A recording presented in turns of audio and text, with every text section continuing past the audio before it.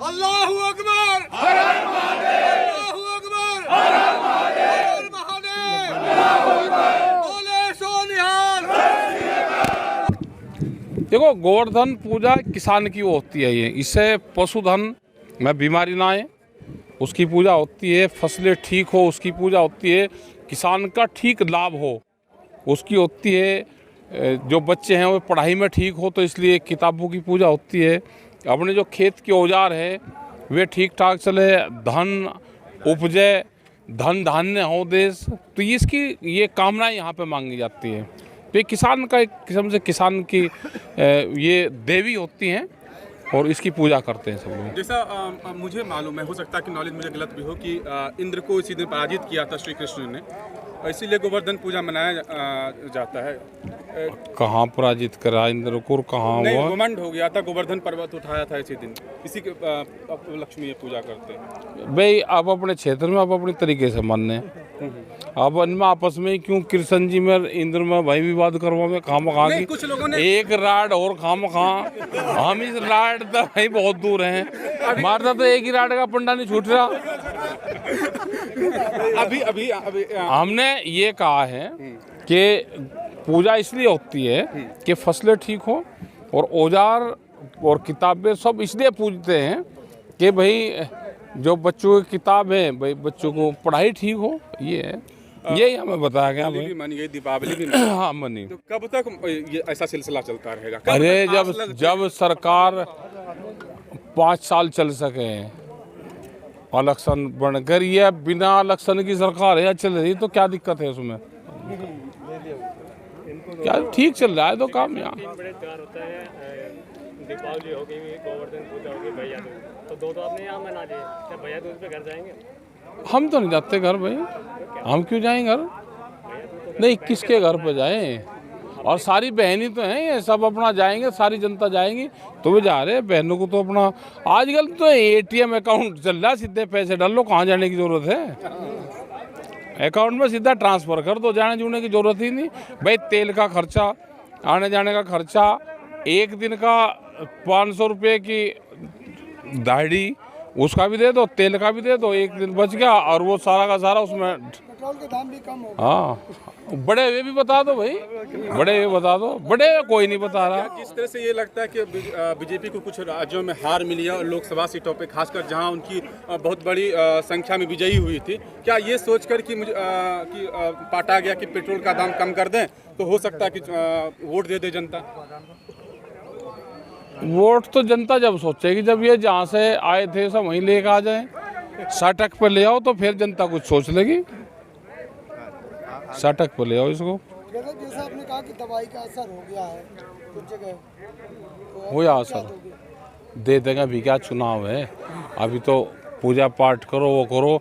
26 तारीख तक का सरकार को टाइम दिया, 26 तारीख में नहीं होगा तो भाई कपड़े वपड़े अपने जो ये हैं इनको बदलने का काम करेंगे, मांगने का काम शुरू करेंगे। लोग से ये मांगेंगे, जो टीन सेट हैं, पन्नियाँ हैं, तिरपाल हैं, रजाइयाँ हैं, ये मंगाना शुरू करेंगे। तो जब तक ठंड भी हो जाएगी और फिर आगे देख लेंगे, तो चलता ही रहेगा काम। बरसी मनाएंगे मतलब नहीं, 26 तारीख हो जाएगा तो वो तो रहेगा, 1 साल हो जाएगा। तो आपके एक बयान से हड़कंप मच गया कि हम संसद में फसल बेचेंगे। नहीं, क्या दिक्कत है भाई? फसल का प्रधानमंत्री ने कहा कि मंडियों के बाहर जहां आपको ठीक रेट मिले, आप वहां पर अपनी फसल बेच सकते हो। पूरा देश खुल गया। संसद के बाहर क्या दिक्कत है भाई? कैंटीन खुल सकती है संसद के बाहर, वहाँ पे उसमें खरीद की कैंटीन खुल सकती है कि वहाँ से कुछ भी चीज़ ले लो। संसद और पार्लियामेंट, जो संसद भवन है और सुप्रीम कोर्ट के बीच में खाली जगह पड़ी बहुत। सुप्रीम कोर्ट की देख रेख में हमने ये कहा, ये कमेटी बन जाए और देख रेख में उसमें। आपको लगता है कि संसद भवन पे जो आप फसल बेचने चाहेंगे तो वहाँ आपको वाजिब दाम? अरे क्या पता, चलन तो दो पहले। तो ये बट्टे ये जान कहाँ दे रहे? जिस साक्षी महाराज जी आपको डकैत बता रहे हैं। अरे बता लेंडो, वे कुछ ना कुछ महाराज जी हैं भाई, कुछ ना कुछ कह रहे हैं। वो तो ये कह रहे हैं कि संसद में कानून बनते हैं, फसल थोड़ी बिकती है। क्यों? फसल कहाँ बिकती है? जब कानून बने और मंडी खत्म कर रहे, तो कहाँ बिकेगी? उनको पहले ज्ञान प्राप्त कर लेना चाहिए महाराज जी को। 1988 में आपके ही बाबा जी का धरना हुआ था। हाँ, धरना वोट क्लब पे। हाँ, तो हम तो वहीं तो कह रहे हैं। नहीं, मैं कुछ कह रहा हूँ, उसके बाद से वोट क्लब पर धरना देना ही बंद करा दिया गया। क्या ये सोचा जाए कि जिस तरह से ये धरना हो रहा है, उसके बाद से दिल्ली एनसीआर में धरना देना बंद करा दिया जाए? नहीं, कहाँ देंगे धरना? जगह बता दो हमको। और धरने की जरूरत ही क्यों पड़े भाई? धरने क्यों हो? ये शर्म नहीं आती कि 1 साल तक दिल्ली को चारों तरफ से घेर का किसानों ने रखा? तो शर्म नहीं आती उनको? क्योंकि बेशरम जो लोग हैं, भीख मांगने वाला और व्यापार करने वाला, उसको क्षेत्र, गांव, देश से प्यार नहीं होता। ठीक है, उसको यहाँ पे वो नहीं मिली तो दूसरे चौराहे पर चले जाएगा। इसका व्यापार यहाँ ठीक नहीं चला तो दूसरे काम में चला जाएगा। तो ये तो बड़े उद्योगपतियों की सरकार है। इनको इस देश से, इनसे, संसद भवन से, इससे किसी से कोई लगाव नहीं इसको देश से। लेकिन साहब, आप बार-बार कहते हैं कि आंदोलन का असर पूरे भारत में है, लेकिन यहीं अगर गाजियाबाद में देखें तो बहुत से नेताओं का कहना है कि टिकैत में डकैत है, दलाली कर रहा है किसान आंदोलन के नाम। और कह रहे हैं ना भैया, बताओ, कोई कुछ कह रहा, हम क्या कह सके उसके बारे में?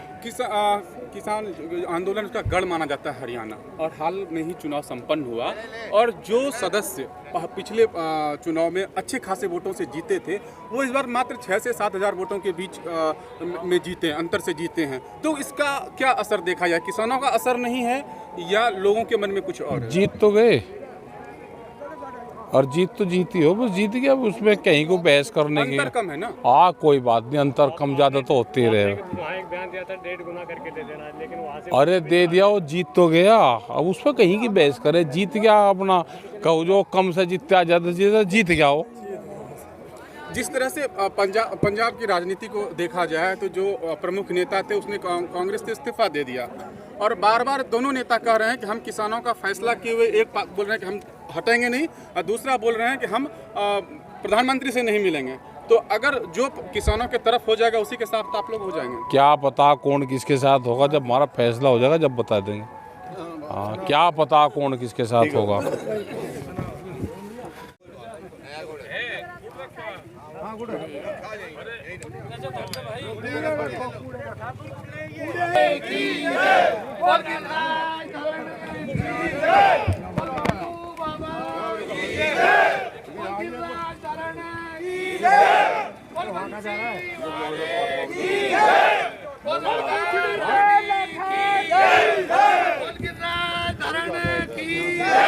बलवंशी वारे की, बोल राधा रानी की।